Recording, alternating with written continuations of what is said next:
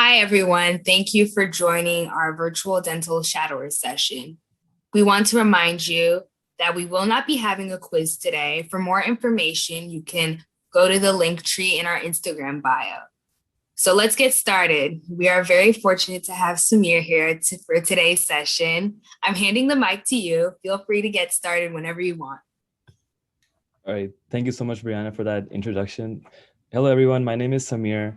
I'm a third-year dental student at Touro in New York.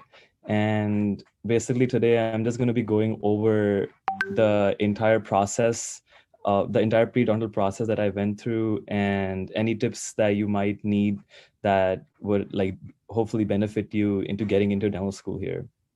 I hope it's a very enjoyable session, and I can't wait for any questions that you have at the end. So let's get started. All right, so a little bit about me. I went to University of Houston for my undergrad. Before that, I did a 2 years at Houston Community College. After my associates, I made sure that I took like only a few science classes during my community college career, and then after that I took like a really heavy load of science courses in my undergrad, so that like if they ever want to ask if I took it easy, even though that's not true, because I think community college was more challenging for me than undergrad, but if they ever ask that, then I can just say, yeah, I just took harder classes at a 4-year college. So after that, I got into Touro College of Dental Medicine in upstate of New York, and it's really fun actually. I really like my college, really like my dental school. We have a very diverse group of people over here and amazing friends, of course. And yeah, it's fun. I was heavily involved with ASDA for like ever since I started my dental journey, ever since Houston Community College. um, I was an active member during my community college. When I went to University of Houston, I tried to run for an officer over there. I didn't get the officer part, but I still was super involved with ASDA. And then they introduced me to all the little like tips and tricks of dentistry, and I didn't really know much about dentistry until I joined ASDA actually. So like if you guys are still in undergrad, or if you're doing like a post back or something like that, definitely join your ASDA and they'll actually guide you a lot. When I joined Turo, I same thing. I was very heavily involved with ASDA to the point where I became an officer at our local chapter for ASDA over here. I became the director of public relations. After that, I ran for president. So like next year, I'm going to be president elect, and then in my last year of dental school, I'll be the president for ASDA, which is super exciting. Uh, and then not only that, but I also ran for national ASDA. So in my second year of dental school, I was the school representative for Toro, and it was fun actually, like hanging out with all the people from like different parts of New York, and like just different districts. Oh, but by districts I mean that like every state or a group of states are divided into certain districts. So like for New York, we are part of District 2, so that covers like NYU, Touro, Stony Brook, like Columbia, all those schools, and then you're a part of their officer board. And then now I'm going to be the associate for the professional issues and ethics committee. So I'm really excited for that. Let's see how that goes. So that's just a little bit about me. All right. Um, the DAT. The DAT is definitely, I think so far, even though I'm in dental school, the DAT is definitely one of the um most challenging things I've ever done, just because of the mental preparation it just takes to ace this test. It's insane. So yeah, definitely be mentally ready for this exam, because if you're not, then if you slack or anything like that, it could bite you. Um, Definitely buy the DAT Destroyer. For me personally, I bought both the DAT and the Math Destroyer, and it helped me a lot. I know some students just did the DAT Destroyer, some students just did the Math Destroyer. If you ask different students, they'll all tell you different things. But yeah, it like DAT Destroyer worked well for me. Um, there's this Facebook group. It's called the DAT Destroyer. It was called the DAT Destroyer when I joined. Now it's called the DAT Destroyer and the OAT Destroyer. If you join this Facebook group, there's gonna be a very, very supportive group of people on that group. And if you have any questions whatsoever, they're definitely going to be asking you. Uh, they're going to be like answering all the questions for you, and they're also going to be asking you a ton of questions too. Dr. Romano, he is one of the DAT mentors and tutors here in New York. I believe he made a bio book, and it's free to download if you're part of the group as well. So you can just go and download this book. It's in the files section somewhere of that group, so you can ask them where it is. This was like many years ago for me, so I don't know if it got moved or not, but it definitely should be there. So the bio book that they made, my entire bio exam was from that book, not even joking. I didn't have to go to other sources. Like I think a Cliff Notes was one source I heard about. There was like this SAT book that a lot of my friends used, but like nothing of that compares to the bio book that they made. It was really, really good. And if you I didn't memorize all of it. I memorized like, I guess, like 70% of it. But if you memorize all of it, you're definitely like gonna get a very, very high score in bio for sure. Now that's bio right there. Um, for science courses, for other courses such as chemistry, DAT bootcamp is so good. Honestly, like there is nothing that can compare to DAT bootcamp. DAT bootcamp's session was really, really good. They told you everything that you needed to know, and it wasn't something that they wouldn't tell you anything that would be more than what you would need to know. It's literally to the point, and it's super simple. They did a very, very good job of explaining it. Same thing for general chemistry. Very, very good job of explaining it. I scored really high on both my OChem and my Gen Chem sections for the DAT, because like it was extremely good. Like their videos, they have quizzes and they have these exams and everything there. I did all of them, so definitely do that. um, for me personally, the PAT section of the DAT was the hardest, because I'm not used to that kind of like in undergrad or like anywhere in your career, you don't really learn stuff that would associate with like angle ranking or things. It's, you would actually think that it's something that way you would know, but it's not really like that. You have to like learn it, if that makes sense.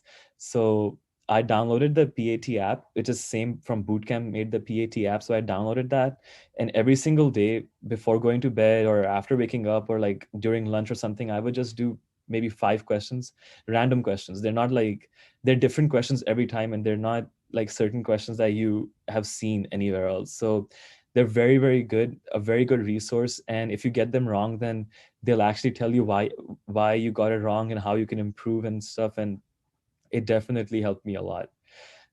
um for the math section, I don't know if I mentioned over here, for the math section, I did, though there's a certain video like on YouTube. There's like this video link.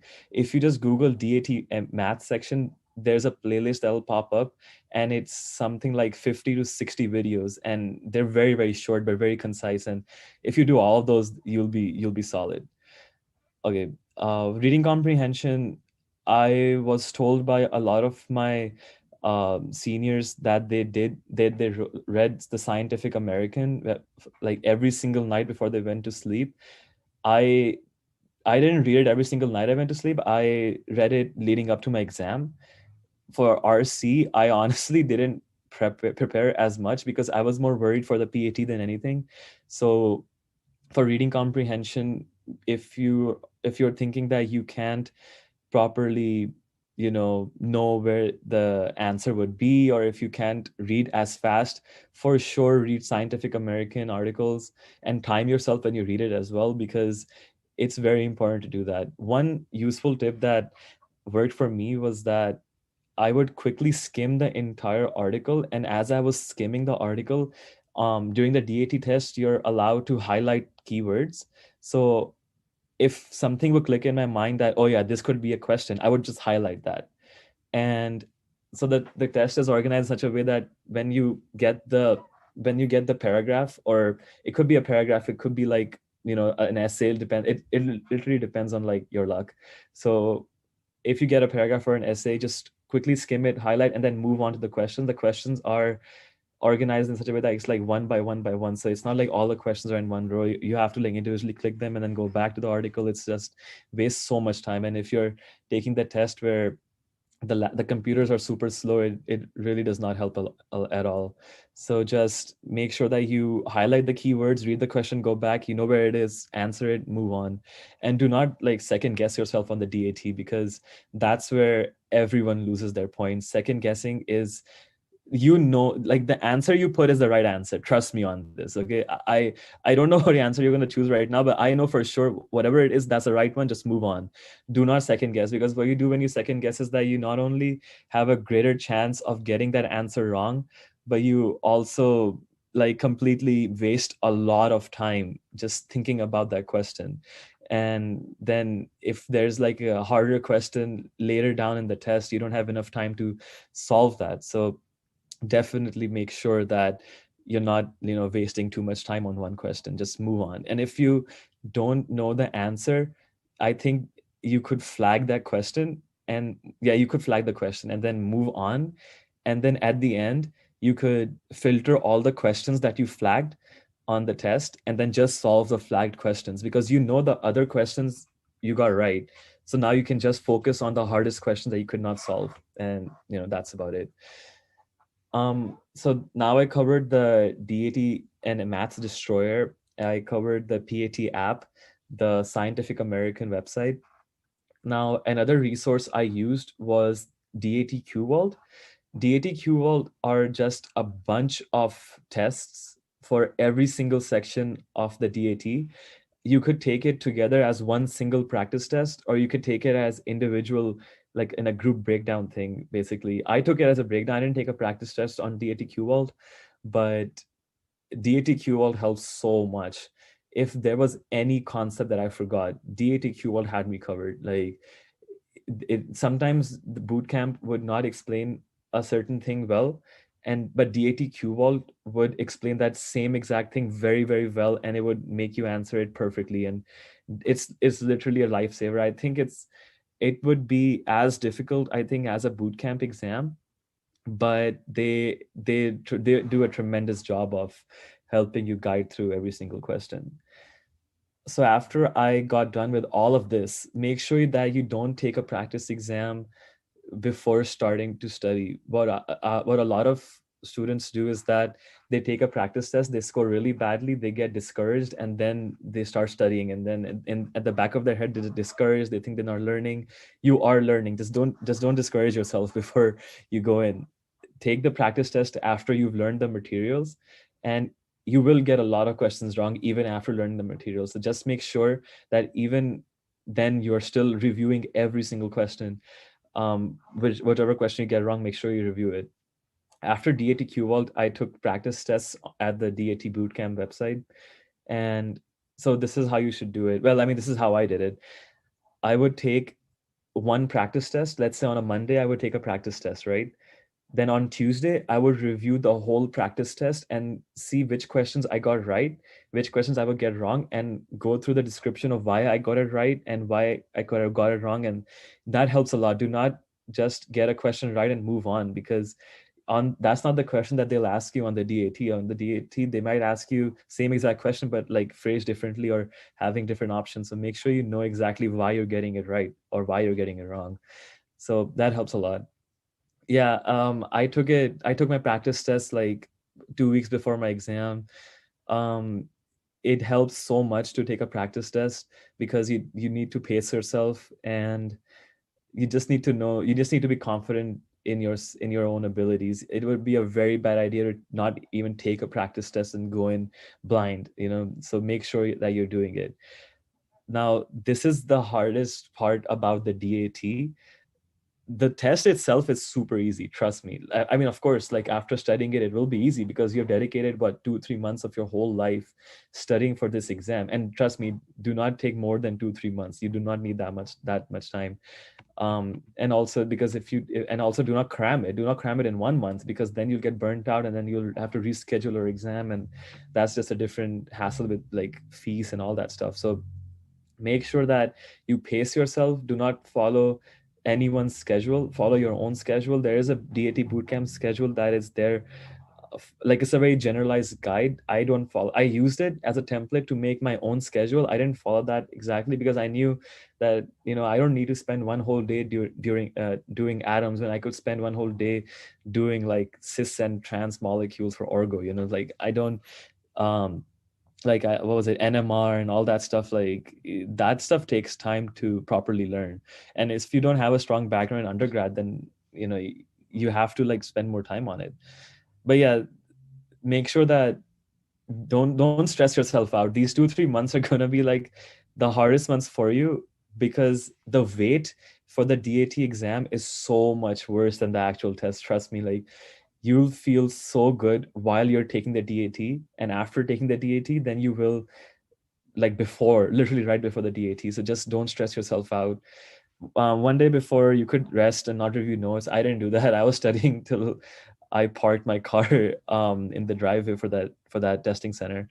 So and also make sure you know where the testing center is and how they operate, because you don't want to, the first day of your DAT should not be the first day you visit that site as well. So make sure you're prepared. Make sure you bring something to eat. They give you lockers. Oh yeah, there's one more thing. I don't know if they cover it in all this, but um, you're you will be, so you take the science test, and then after that, I don't know if after that, I think it's the angle ranking and all that stuff.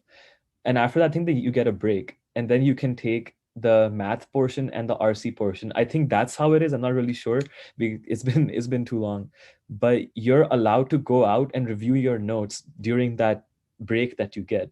So like in the morning, don't study math, because you can actually study math during your lunch break. So just study sciences and all that stuff. So yeah, I spent 2 months studying for it, 8 hours a day. Sometimes more, sometimes less, depends on what I have to do. You know, I also took um a lot of gaps. I got burnt out, as like even though it was 2 months, I still got burnt out, and I took like a week off just playing games and like socializing and stuff because it's hard. But then it's very important for your brain to like reset and not be constantly in that mode 24/7. So yeah, these would be my tips. Right now, I think the averages are very, very high. I think it's like a 21 is, when I was taking the DAT, the averages started becoming like a 21 would be the minimum to get into a dental school. Don't trust that because you could be literally like a 4.0 student, having all the research and everything, and have like a 25 and still not get in because you were lacking volunteer hours. So like DAT is not the deciding factor of your admissions. It's just one of the deciding factors for your admission. So if you get like a 20 to 21, 22, like that's good. But if you get, of course, like if it's a 20 or like 20 is good, but it's kind of like at the borderline. Make sure you get above 20, of course. But even if it's 20, don't sweat it too much. If it's below 20, then yeah, you might have to consider retaking it, because I don't think, in my opinion, like even if your app is as strong as it can be, I don't think they're accepting a lot of students who are below 20. Of course, here and there you might hear about it, but they're very, very rare. So yeah, those are my tips for the DAT. So advice on staying motivated. Let me see if I'm doing. Yeah, I'm doing good on time. That's good. Advice on staying motivated. I'm not kidding. When I was taking the DAT, I actually had like the car as my wallpaper for my laptop, because I wanted to motivate myself so much. Because when you're a pre-den, all you think about is like, oh my God, how much money can you make as a dentist? That's before the loans hit you. But yeah, you're thinking about how much money you can make as a dentist. How, like, what kind of mansions can I afford? Who are the top 10 richest dentists in America? How much can I make on an implant? Like, so that's like your motivating factor for a lot of students. However, let me show you one more thing. this for me was more of a motivating factor than anything. So on the left, you see me presenting my research paper at the AADR conference in Fort Lauderdale. I was lucky enough to work with the University of Texas School of Dentistry in Houston and work with their faculty and staff to, figure out more about, I won't go into details, but of course, figure out more about cancer cells and how dentistry can impact the study of cancer and all that stuff. So I presented that. It does help a lot on the application if you do this, but me just studying this part of dentistry, like I never thought that I thought dentistry would just be focused on you drilling that cavity out, filling it, and sending the patient home. But no, it's so much more than that. There's so much pathology involved. You can die. There's so much histology, so much pharmacology. Like dentistry really is has a wide range of fields in almost everything that you do. So let that all, like you can also get involved in research, and you can be a dentist and be involved in research and publish papers. So like that's so cool. You could do anything you want, honestly, in this field. On the right, it's me volunteering in, I believe this was Dallas. This is a mission of mercy. I think every state has a mission of mercy. Because of COVID, of course they don't have it anymore, but I hope they start soon. This is so good. This All the admissions committees, they look at mission of mercy um so much. This is something that I think everyone should do at least once in their dental careers. Even as a dental student, you should do this. You meet so many different dentists. You meet so many amazing patients. You have a huge team, a huge organized team of people who are wearing the PPE and like wearing like all these different equipments. You have orthodontists and oral surgeons and people who need to get worked on like every case imaginable. There are cases I've seen here that you will never even see in dental school. That's how important I think Mission of Mercy truly is. So in New York, I know that they have the Connecticut Mission of Mercy. What's unlucky is that me and my friends were about to go there and participate in it, but it got canceled because of COVID. But I hope they bring it back next year.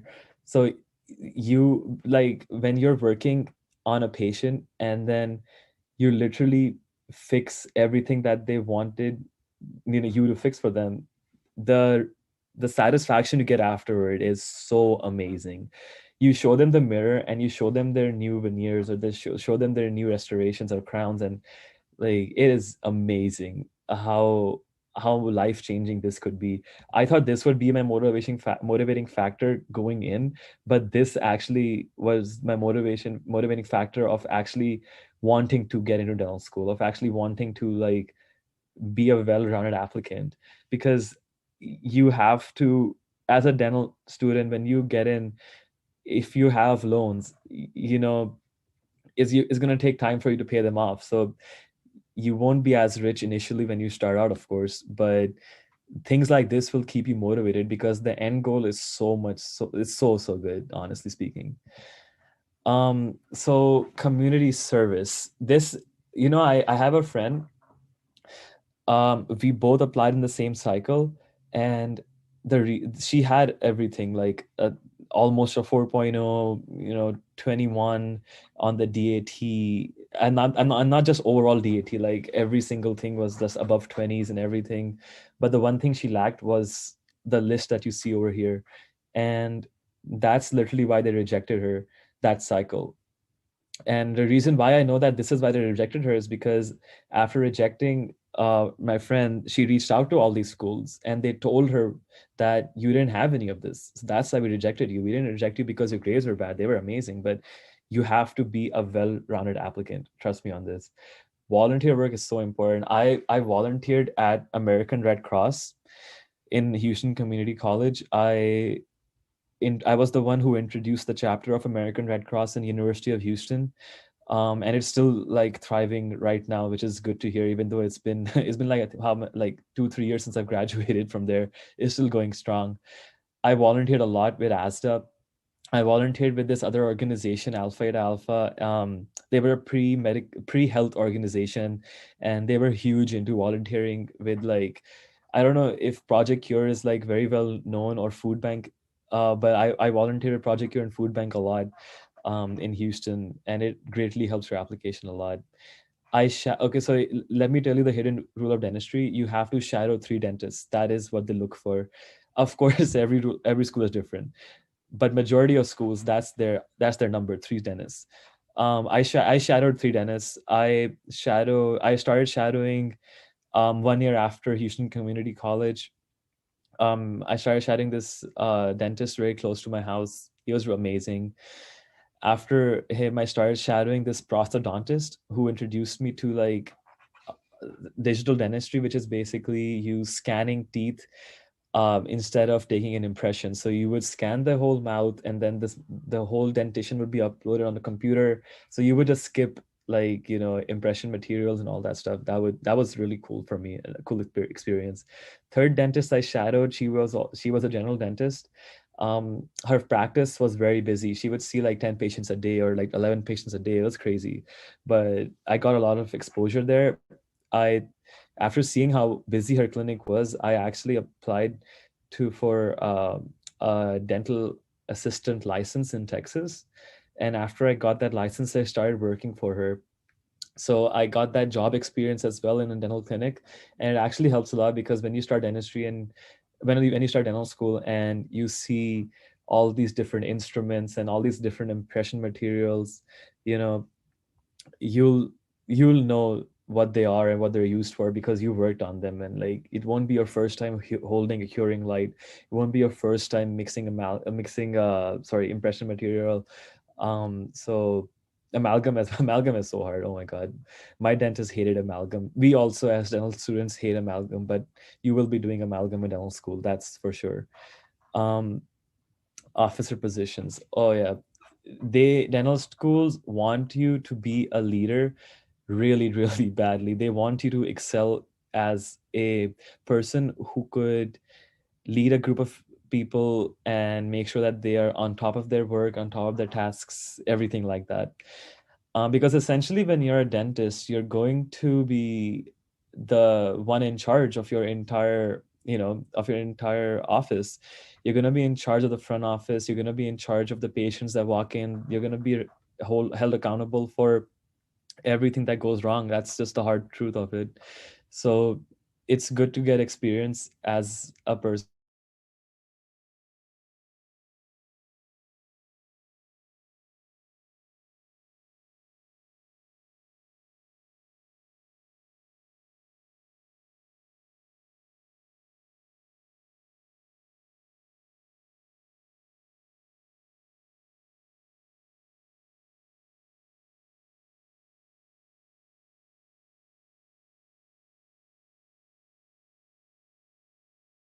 and